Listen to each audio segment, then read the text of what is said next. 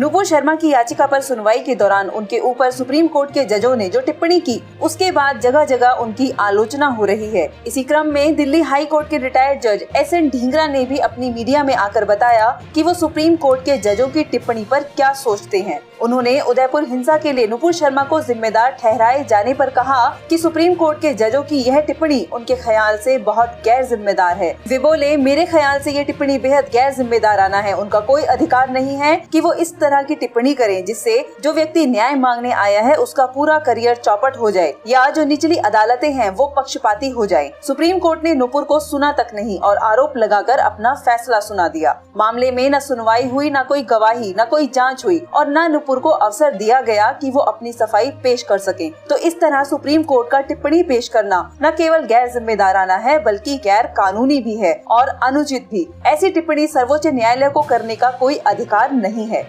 Justice SN Dhingra ने सवाल उठाया कि आखिर सुप्रीम कोर्ट के जजों ने अपनी कही बातों को लिखित आदेश में क्यों नहीं शामिल किया। उन्होंने कहा कि अगर इस तरह जजों को टिप्पणी देनी है तो उन्हें राजनेता बन जाना चाहिए, वो लोग जज क्यों हैं? जब जस्टिस से पूछा गया कि आखिर कैसे कोर्ट की टिप्पणी गैर कानूनी हो सकती है तो उन्होंने कहा, कोर्ट कानून से ऊपर नहीं है। कानून कहता है कि अगर आप किसी व्यक्ति को दोषी बताना चाहते हैं तो पहले आपको उसके ऊपर चार्ज फ्रेम करना होगा और इसके बाद जांचकर्ता सबूत पेश करेंगे, फिर बयान लिए जाएंगे, गवाही होगी, तब जाकर सभी साक्ष्यों को ध्यान में रखकर अपना फैसला सुनाया जाएगा। लेकिन यहाँ क्या हुआ? यहाँ तो नुपुर शर्मा अपनी FIR ट्रांसफर कराने गई थी और वहीं कोर्ट ने खुद उनके बयान पर स्वतः संज्ञान लेकर उन्हें सुना दिया। उन्होंने ये भी बताया कि अगर अब सुप्रीम कोर्ट के जज को ये पूछा जाए कि नुपुर शर्मा का बयान कैसे भड़काने वाला है, इस पर वह आकर कोर्ट को बताए तो उन्हें पेश होकर ये बात बतानी पड़ेगी। दिल्ली हाई कोर्ट के पूर्व जस्टिस ढींगरा ने ये भी कहा कि अगर वो ट्रायल कोर्ट के जस्टिस होते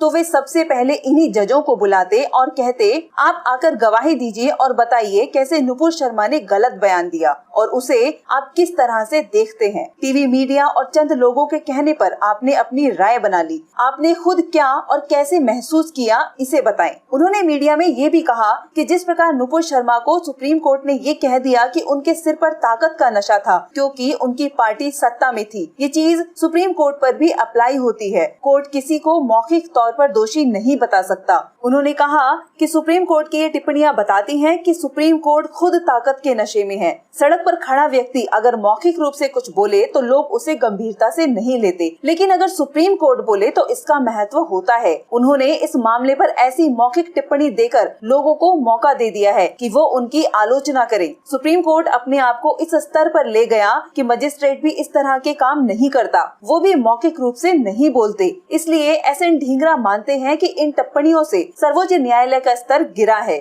SN ढींगरा ने मीडिया को बताया कि सुप्रीम कोर्ट का काम था नुपुर शर्मा की याचिका पर सुनवाई करना। उनके पास पर्याप्त वजह थी कोर्ट तक जाने की। उन्हें धमकियां आ रही थी और उनका समर्थन करने वालों को मारा जा रहा था। उन्होंने सुप्रीम कोर्ट के जजों के बयानों को गैर आवश्यक और गैर कानूनी करार दिया। साथ ही इस केस पर बोलते हुए उन्होंने ये भी कहा कि जैसे कोर्ट ने ये पूछा है कि आखिर नुपुर पर हुई FIR पर क्या एक्शन लिया गया, इस पर बोलते हुए SN ढींगरा ने कहा कि FIR के आधार पर गिरफ्तारी गलत बात है। जब तक ये सिद्ध न हो कि FIR सही है तब तक उस शख्स को उठाना गलत है। उन्होंने अपनी बात रखते हुए कहा कि नुपुर शर्मा का जितना दायित्व है कि वो अपनी बात को सोच समझकर बोलें, उससे ज्यादा जिम्मेदारी सुप्रीम कोर्ट की है कि वो अपनी बात को सोच समझकर कहें। वो क्यों इस तरह की टिप्पणी कर रहे हैं? अगर उन्हें लगता है कि वो राजा हैं और कुछ भी बोल सकते हैं तो ये अधिकार हर कोई सोचता है। उन्होंने बताया कि अब आगे सुप्रीम कोर्ट की टिप्पणी के बाद यही विकल्प है कि नुपुर हर हाई कोर्ट में जाकर गुहार लगाएं और कहें कि उनके खिलाफ FIR ट्रांसफर हो या फिर उन्हें खारिज किया जाए।